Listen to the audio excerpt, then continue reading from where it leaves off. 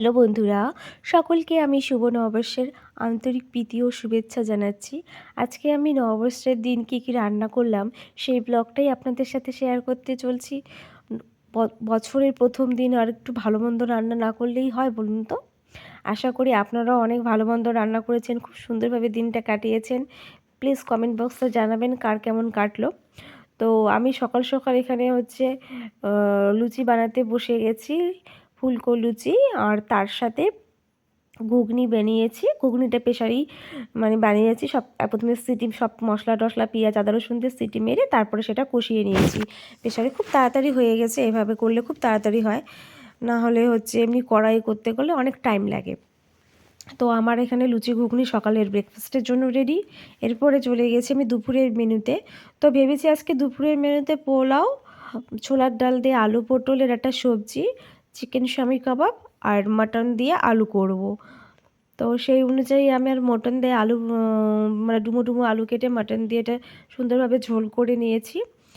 আর প্রেসারে আমি ছোলার ডাল তার পাশাপাশি সিটি মারতে বসিয়ে দিয়েছি, কারণ ছোলার ডাল দিয়ে আলু পটলের সবজিটা করব। আলু পটলটাও আমি সুন্দরভাবে ভেজে নিয়েছি গরম তেল করে, আর লবণ হলুদ দিয়ে প্রথমে ভালো করে একটু লঙ্কার গুঁড়ো দিয়ে ভেজে নিয়েছি। অন্যদিকে আবার কড়াইয়ে পোলাওয়ের জন্য পেঁয়াজ বেরেস্তা কাজু কিশমিশ ভেজে নিচ্ছিলাম। আর একটা হাঁড়িতে জলও গরম করে নিয়েছি। পোলাও চালের যতটা চাল তার ডবল জল গরম করে নিয়েছি। তার ফলে কি হয়, পোলাওটা খুব তাড়াতাড়ি হয়ে যায়। জাস্ট চালটা আমি একটু ঘিয়ে ভেজে হাঁড়িতে ছেড়ে দিব, জলের মধ্যে গরম জলটা ঢেলে দিয়ে তার মধ্যে কাজু কিশমিশ আর পেঁয়াজ বেরেস্তা দিয়ে দিব, জাস্ট পোলাও রেডি হয়ে যাবে, কোনো ঝামেলাই নেই। আর অন্যদিকে আমি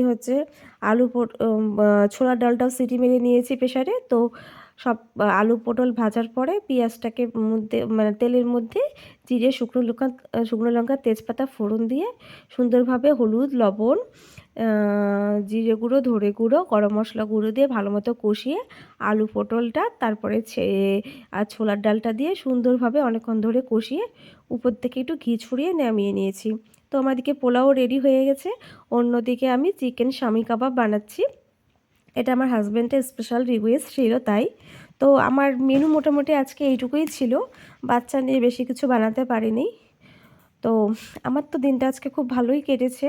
বিকালে একটু ঘুরতে গিয়েছিলাম, দিনের বেলা রান্নাবান্না করে দুপুরে খেয়ে দিয়ে। তো আপনাদের কেমন কাটলো না অবশ্যই জানাবেন। Thank you for watching my video.